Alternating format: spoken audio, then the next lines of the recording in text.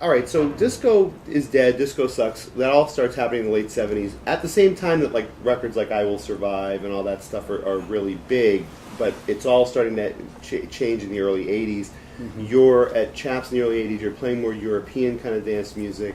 Where do you go from there? I mean, like, what are you doing throughout the 80s? Can you sort of give me a sense of what... I was working down the Cape. Yeah. I was working at Duval Street. Yeah. From 83 to 85. Uh-huh. And then from 85 to the early 90s when I retired, I was playing locally down in, I opened the club Puzzles, which is now defunct, and mm-hmm. then Little Fiddlesticks, which is now defunct. Mm-hmm.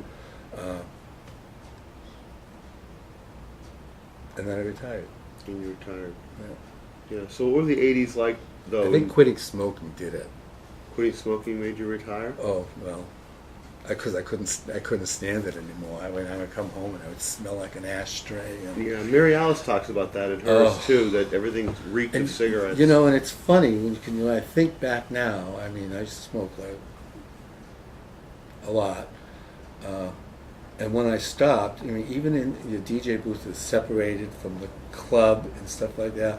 I used to come home after I stopped smoking. I used to have to take my clothes off. I used to have to take a shower. I couldn't even stand it.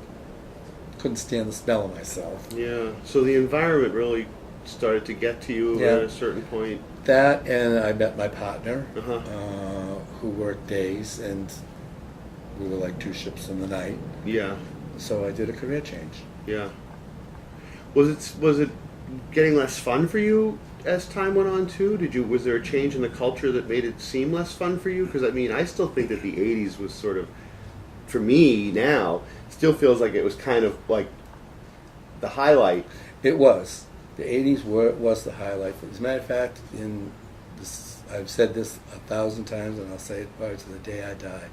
1979 was the best year for dance music. Yeah. 79 and then... 1979. 78, 79, and 80.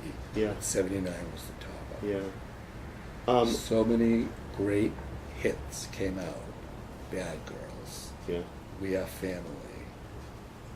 I mean, I have a list at home. Yeah.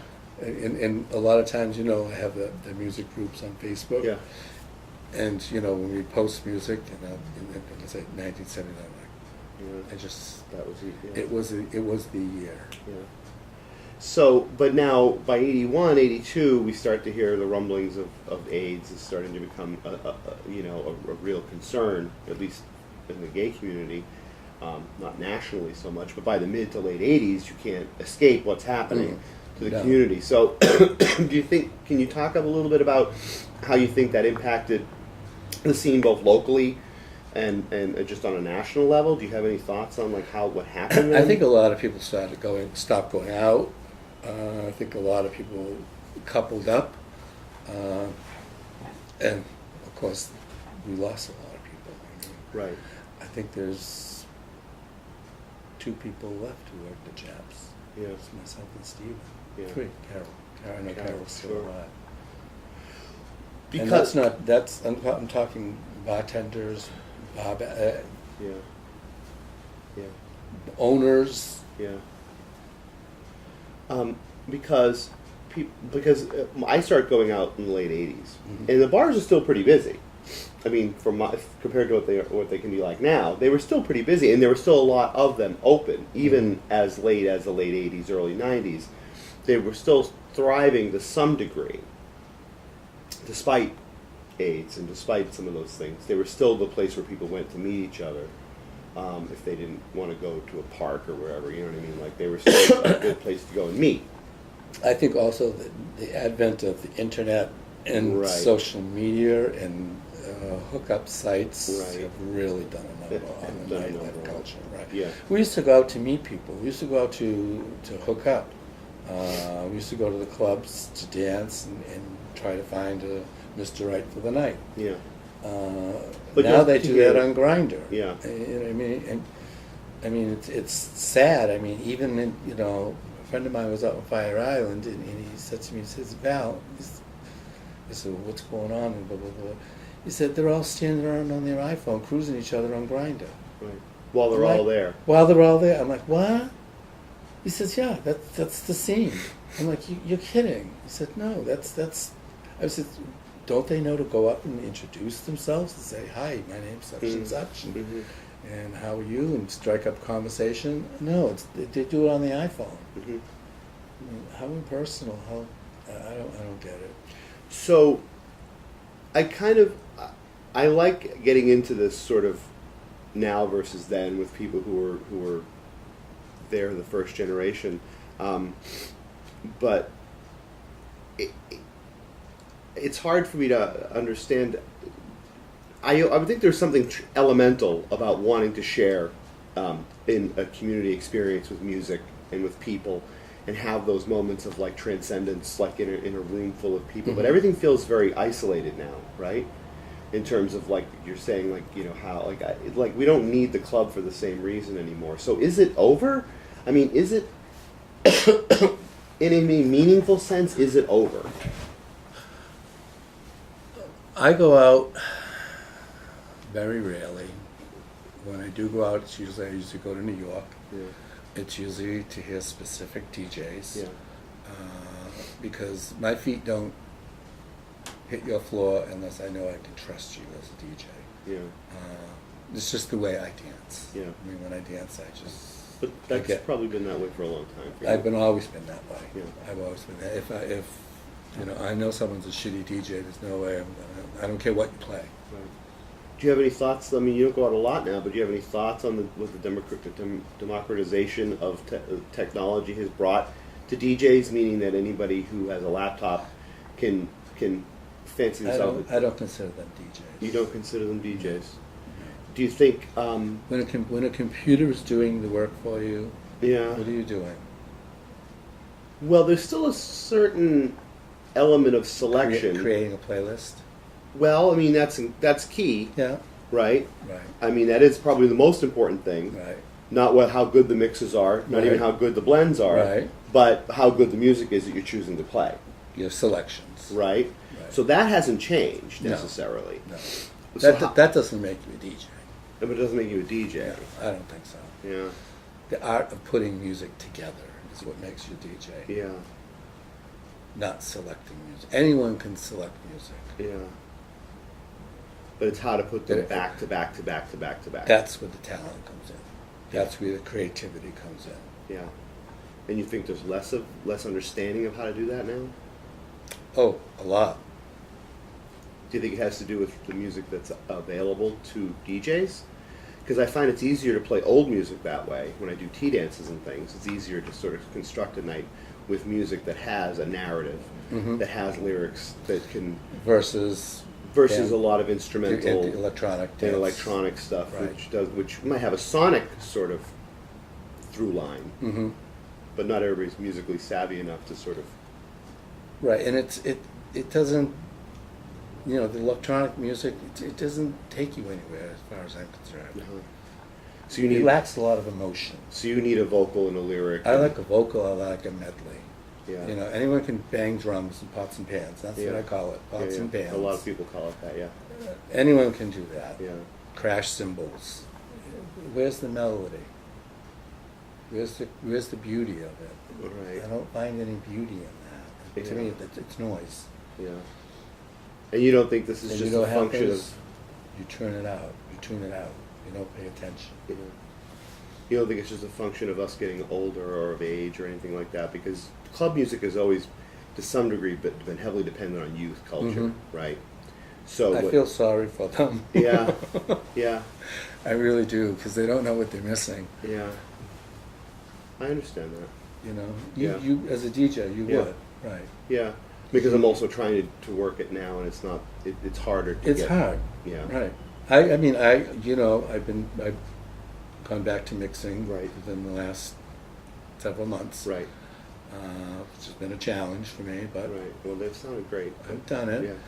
And I will play a few of those songs, but I'm very selective in what I choose to play as far as that music is concerned, because it has to have a medley. It Right. has to have some structure to it. Right. It can't just be a bunch of bang, bang, boom, boom, clash, clash. It makes no sense. Right. I want to circle back for a minute to the early 80s, because when we were talking about disco dying and domestic production of dance music sort of drying up a bit and having to go to Europe, Frankie Knuckles, as of the time we were recording this, Frankie Knuckles passed away a week and a half ago, right? And in a lot of the histories of Frankie Knuckles, him helping create house music or creating house music had a lot to do with the same idea that dance music was dead in the United States, and he was putting out European records and sort of finding ways to introduce European music to his audience, but also the addition of drum machines and things like that helps to sort of bring about house music. What are your feelings about that change in the dance? Dance music never has and never will die, because music will always inspire people to move and to dance. Right. It's an evolution. I mean, before there was disco was a phase. Before there was disco, we played soul, we played funk, we played tribal music. Anything with a beat that we could get people to dance to was what we played. Yeah. Disco was just a phase. Mm-hmm. From disco evolved rap, Mm-hmm. Hip hop, new wave, house. Right.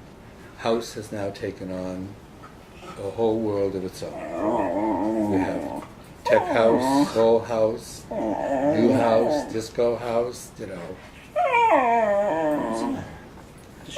Does he sing. need to go outside? He's okay. Ditto. What's the matter, honey? He's bored. Oh. Yeah. Well, okay, so we'll have to find a way to edit it. But because I can get really lost in the sort of theoretical sort of parts of this, but I find other DJs are good to talk to about it because they understand, right? I mean, but in one way you're saying that it's timeless, right? That there's always going to be dance music and all that stuff. So then it's a reason to be optimistic about where things are now to some degree, except that there are far fewer clubs, especially gay clubs. Right. I mean, we're moving away from the model of like the gay club as a place where people go to meet, and now it's more about gay nights at certain spaces and at certain events at certain places, and there aren't very many 7-day-a-week gay places anymore to really congregate. So it's probably never going to go away, but it certainly doesn't feel like it's serving as important a role as it used to. I think the segregation between the gay nightlife society and the heterosexual nightlife society is going to fade out. Yeah, it is. Yeah. Do you feel that? Yeah. It's Very just much so. all one.